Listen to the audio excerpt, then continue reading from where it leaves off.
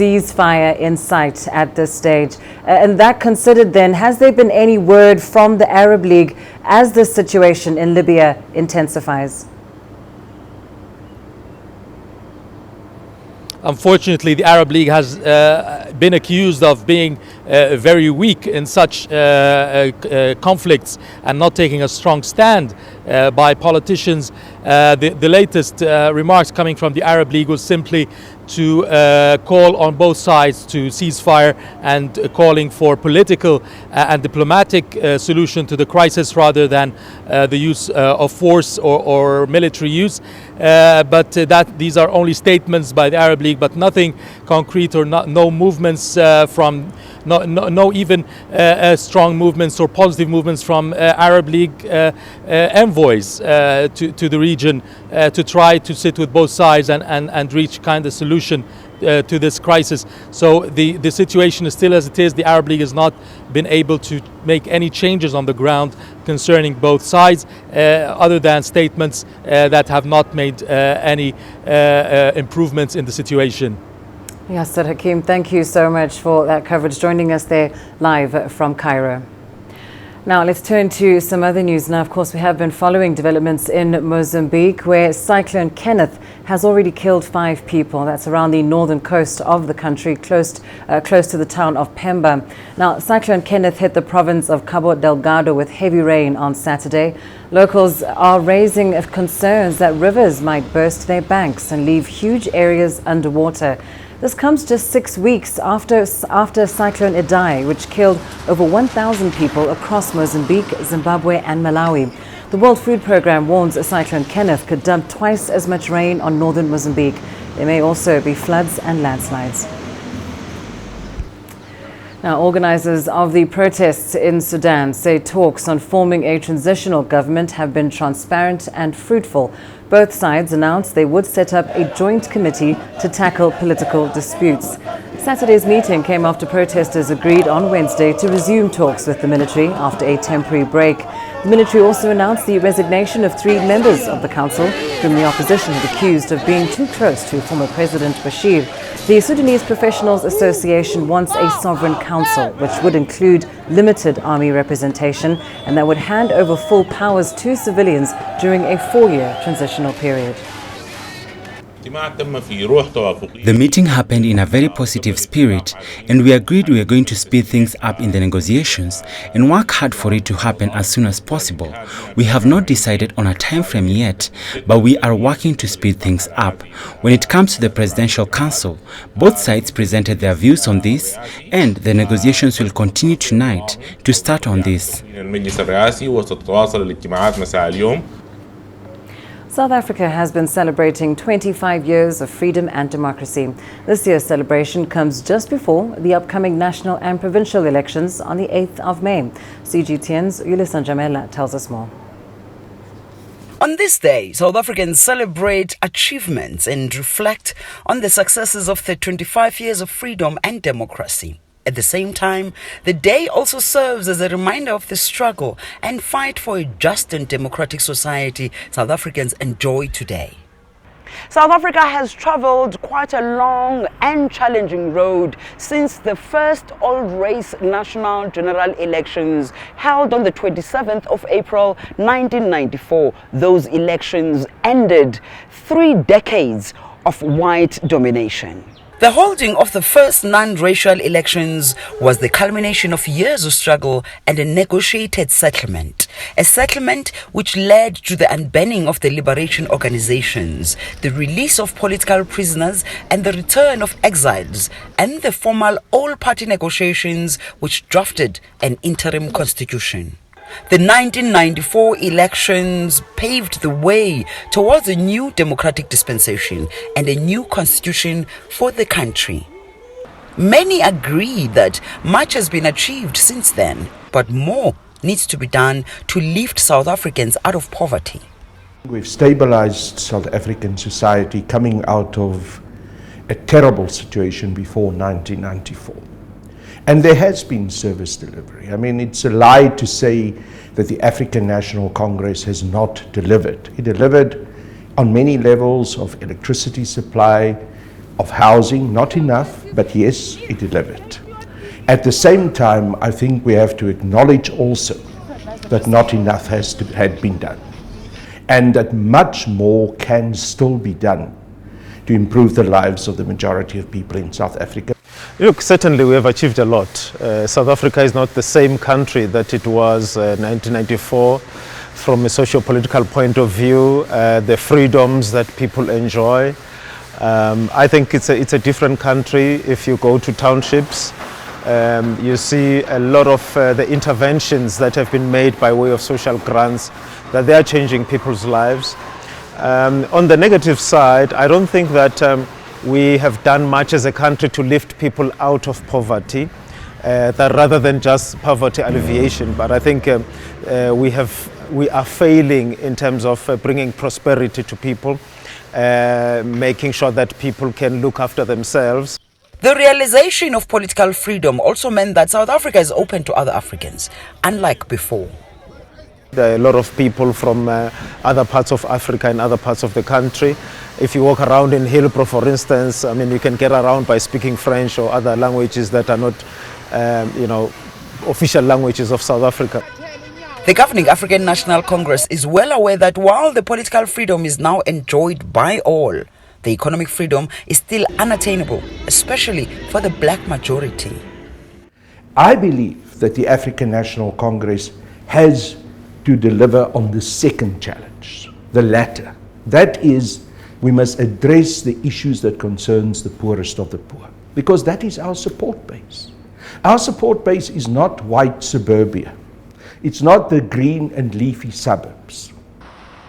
South Africans are set to go to the polls on May 8. This election will be the 6th since the first democratically held elections in 1994. You listen to Jamela for CGTN in Johannesburg, South Africa. Well, time now for a short break. Here's what's still ahead on the program. African leaders welcome the outcomes of the Belt and Road Forum.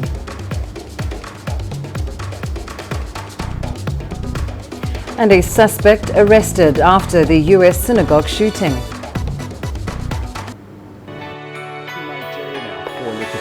Data out of the country. The country's foreign currency reserves. With a dedicated and diverse team of anchors, CGTN now brings Africa to the palm of your hand. I'm Penina Karibe in the heart of Nairobi, which is bustling. From everyday heroes to the continent's most powerful figures, we bring their voices to you. We haven't changed. And this is something most of us are very excited about. We bring you news that's changing perspectives. I'm reporting from Nairobi City Center. News that brings Africa to the world.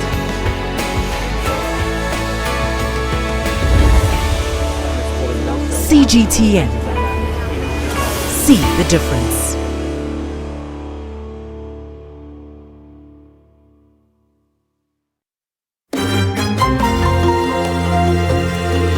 Africa Live.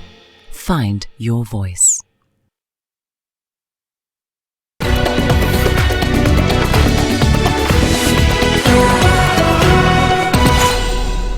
Beijing's list of results from the second Belt and Road Forum covers a wide range of activities.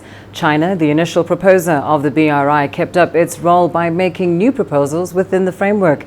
These include maintaining zero tolerance for corruption, as well as the setting up of a Silk Road-themed bonds and special lending scheme. 42 intergovernmental documents were inked and 27 cooperative platforms were established.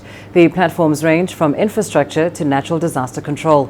The Chinese government also signed 17 investment deals and 4 financing projects. The total value of all these agreements and deals is pegged at $64 billion.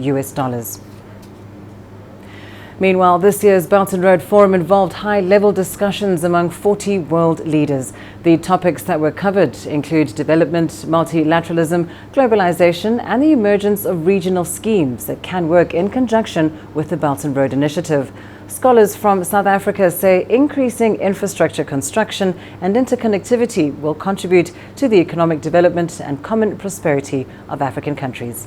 What I was most impressed about was the way that the focus on infrastructure and interconnectivity across the continent would benefit both North and South, and together bring mutual economic prosperity. As trade relations between South Africa and China continue to develop, cultural exchange is growing, with many schools in South Africa offering lessons in Mandarin.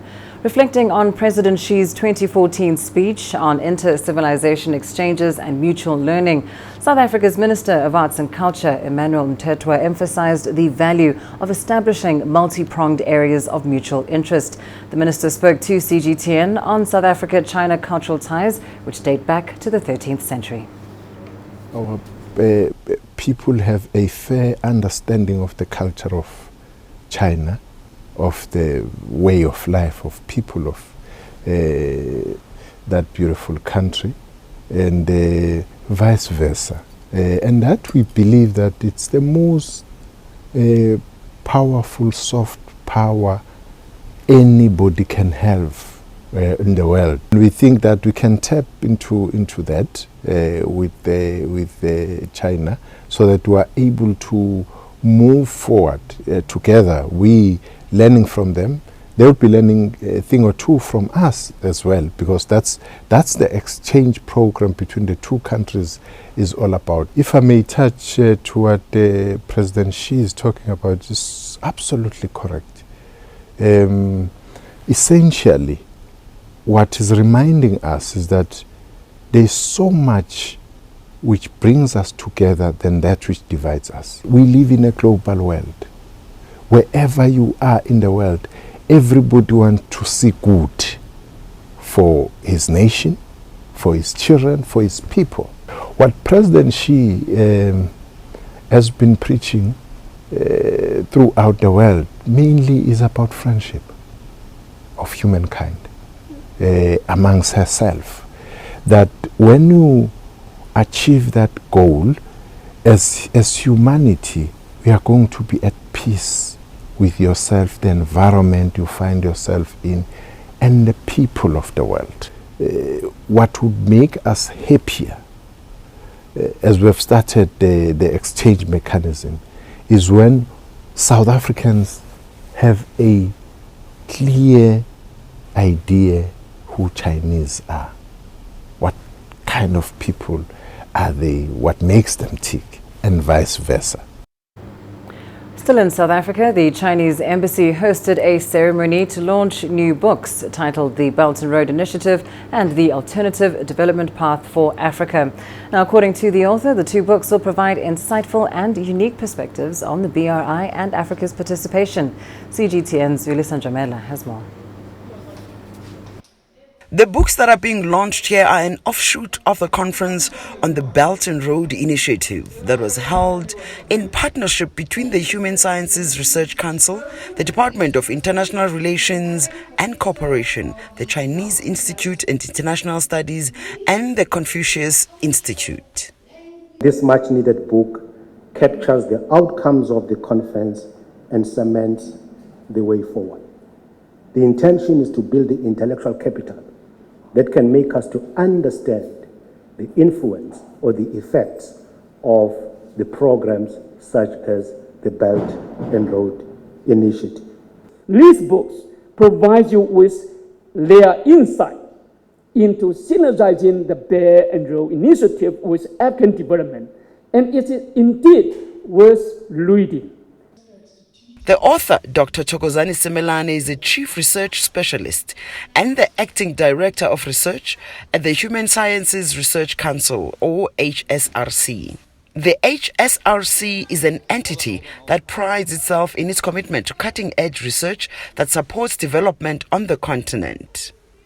Simelane believes that in a world that is already sowing doubt about the Belt and Road Initiative, it is very critical to debunk the myths.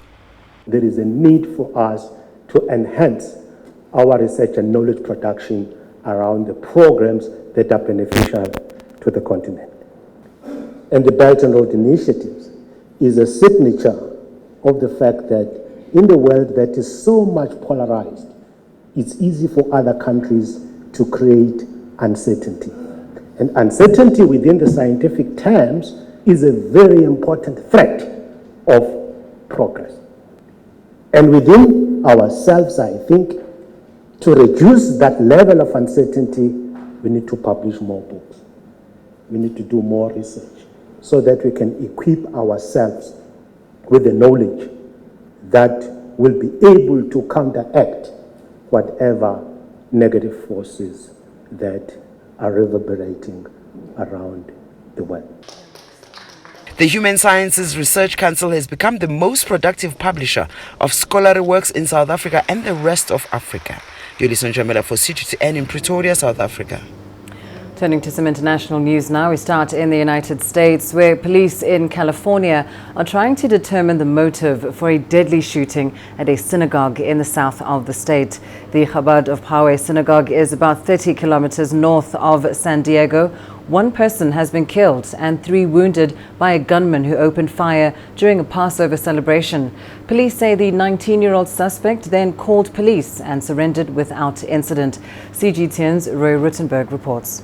We understand that the suspect fired 10 rounds before leaving the synagogue and being apprehended. The mayor of Poway has called this a hate crime, saying that it's an anti-Semitic incident specifically targeting the Jewish community. We do know that in California over the last 3 years, hate crimes have been rising as they have been around the nation. The Jewish community, he said, would get the full support of the residents of Poway, an interfaith support network that he plans to create to help them heal with this moment. Authorities are also worried about copycat incidents, and that's because this shooting comes exactly 6 months to the day following the Tree of Life massacre in Pittsburgh, Pennsylvania. Back in October, a 46-year-old male killing 11 people, injuring 7, the worst attack on the Jewish community in recent American history. The 2 incidents also have some similarities, notably that they were both on Shabbat, the Sabbath, Saturday morning when congregants would be there, and both had events that were advertised online. On Saturday in Poway, the synagogue was marking the last day of Passover. They advertised online that they were hosting all full-day celebrations that began at 11 a.m. and the shooting, we understand, happened shortly thereafterwards. Jewish leaders across the country have already condemned the attack, and they're urging members of their community to be extra cautious. Roy Rettenberg, CGTN in Los Angeles. And tragedy strikes once again in Sri Lanka. A suicide bombing has rocked a neighborhood in the east of the country. It occurred during a gun battle between security forces and suspected militants on Friday night. At least 15 people were killed, including 6 children.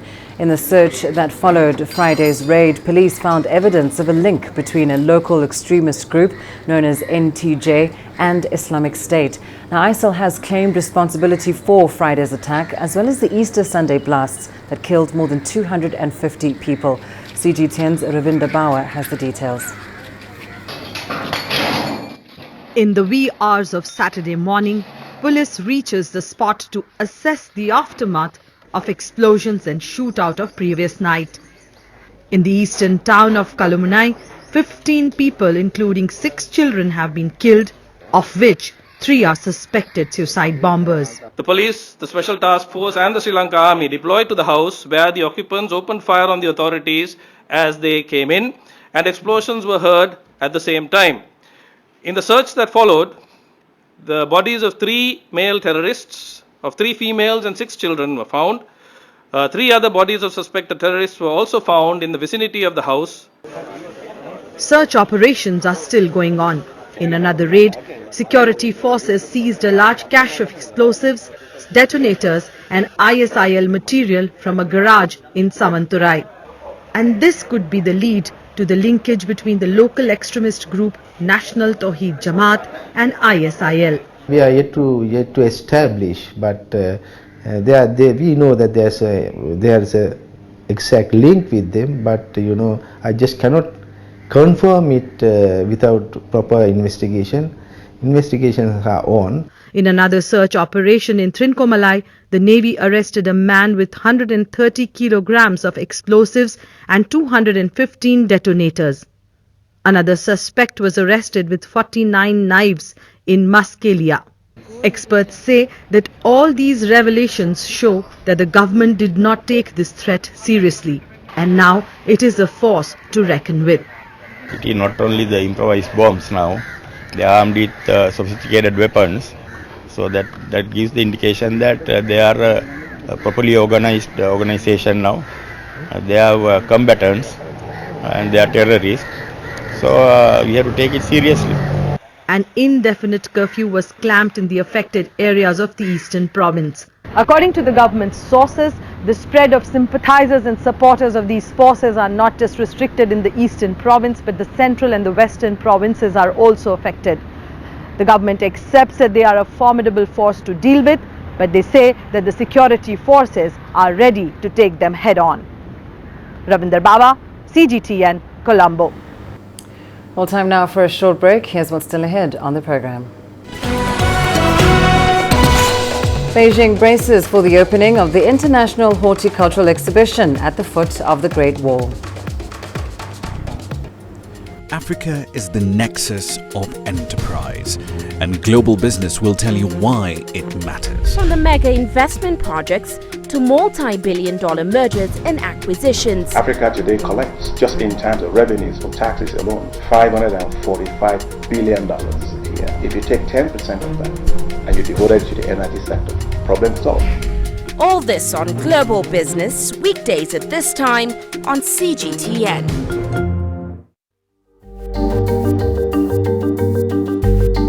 Africa Live. Find your voice.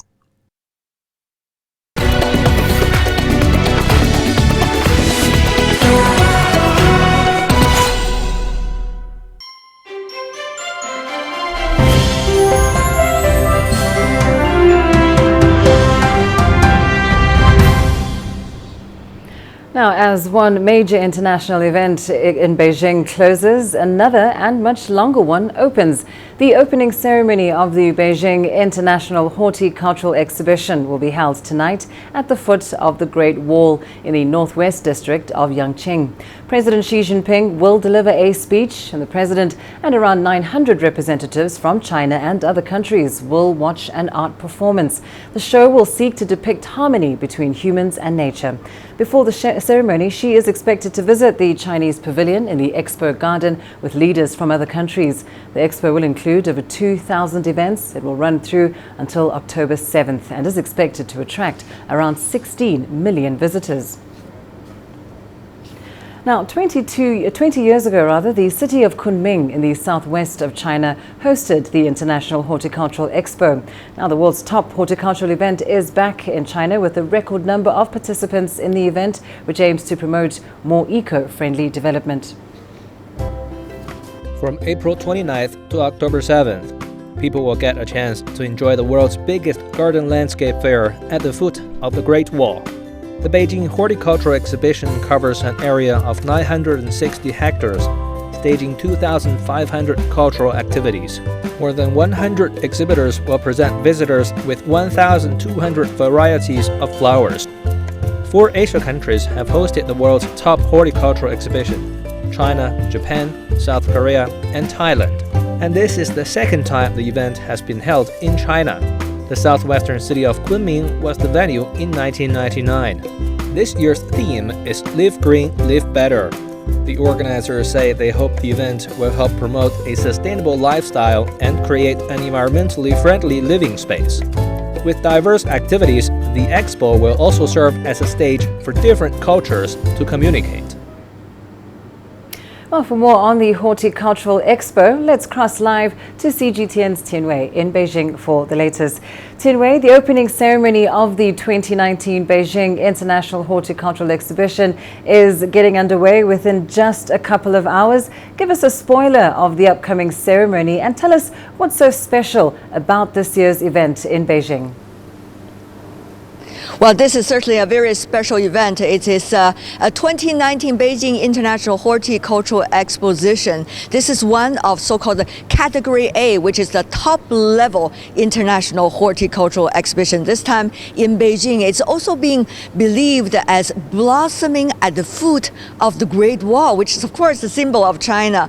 This is an area which you have a significant stretch of the Great Wall in this part of Beijing. Now, I'm standing here in the international pavilion. As you can see behind me, we have the Chinese pavilion, which is the national flower of China. You also have several pavilions coming from different parts of the world. For example, from Africa, right behind me. And you also have Syria, together with Kazakhstan, Pakistan, some of the very special exposition areas that you can see over here.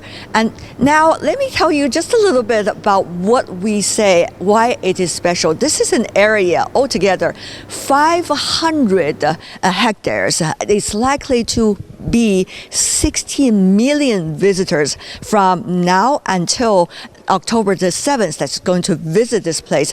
International Pavilion, where we are, is only one of it. And later we're going to also have some chances in the latter weeks to visit the China Pavilion, Botanic Pavilion, together with Life Experience Pavilion. Of course, there's a performance center. That's where the opening ceremony is to be held today. Chinese President Xi Jinping, together with state leaders coming from various countries and foreign dignitaries, together with representative international organizations, and also from private sector, 500 of them are going to watch together the opening ceremony. There will also be a cultural performance and fireworks.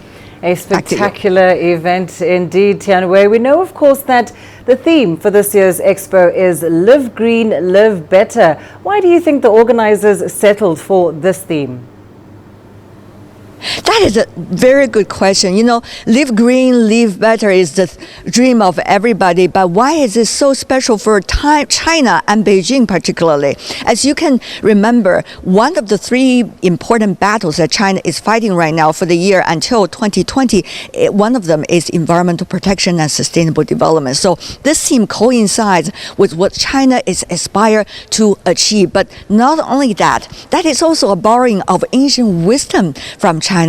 Over the hundreds and thousands of years, the Chinese has always believing in connecting the inner soul with the nature, whether it is the watercolor painting, calligraphy, Tai Chi, or Taoism, all totally reflecting this very important philosophy. So this is not only a current topic, but also one goes back in history, hopefully to embrace the future. And it's certainly one that connects with, everyone around the world, many countries indeed.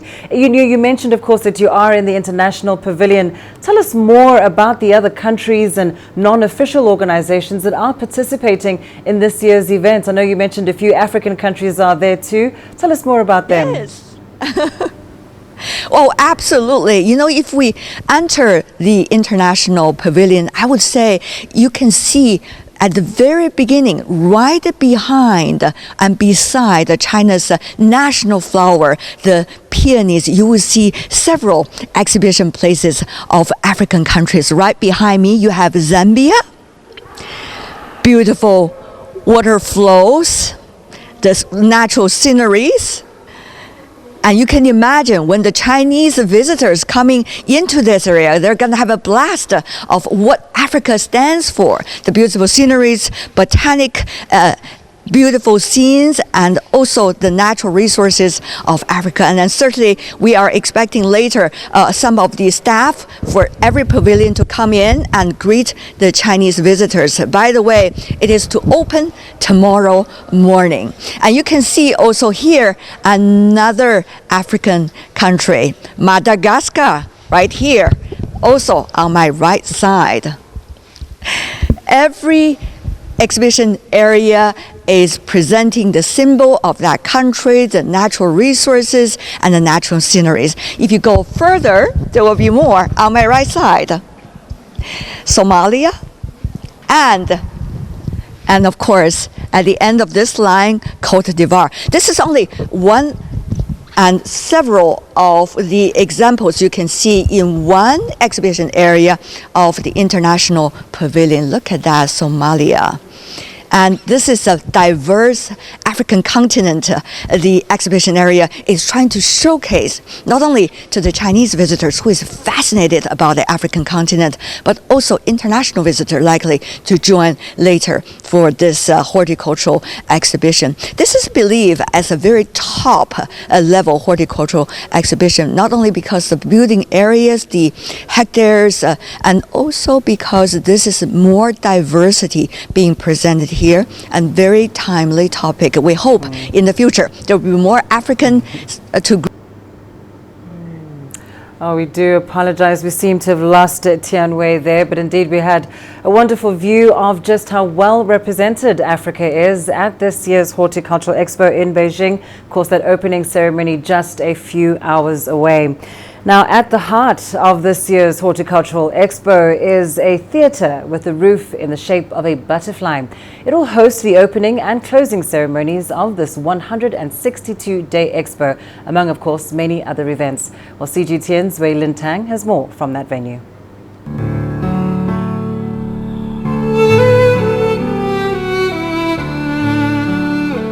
Nestled in the Guirui Scenic Lake area and just across the Chinese Pavilion is this blooming beauty behind me.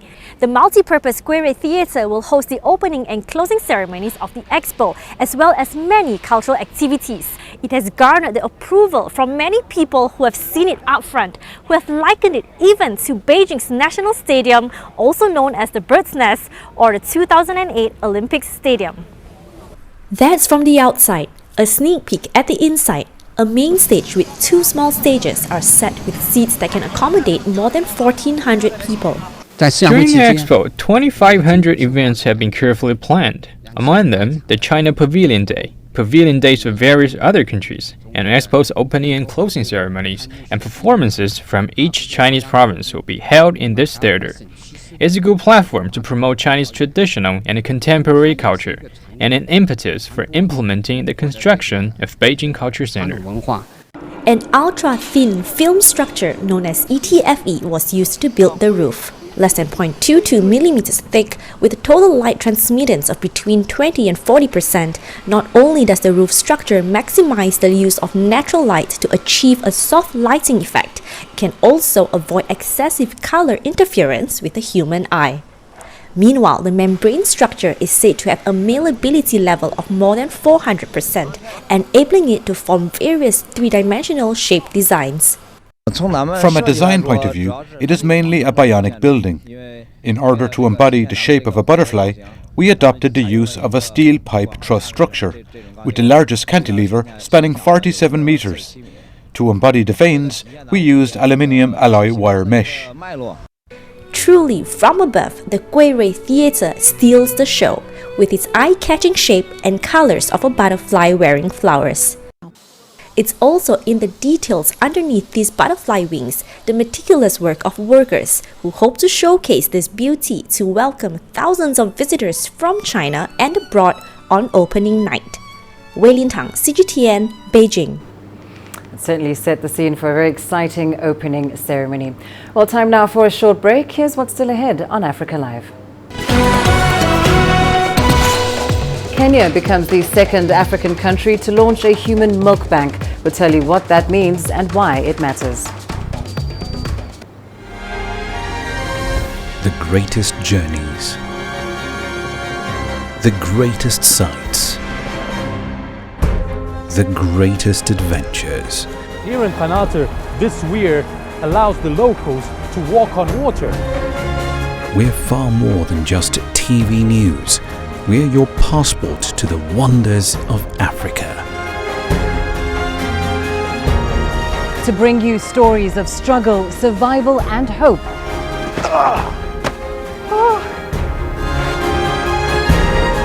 So let's explore.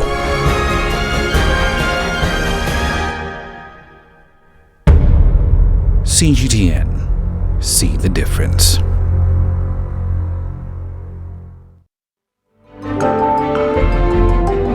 Africa Live. Find your voice.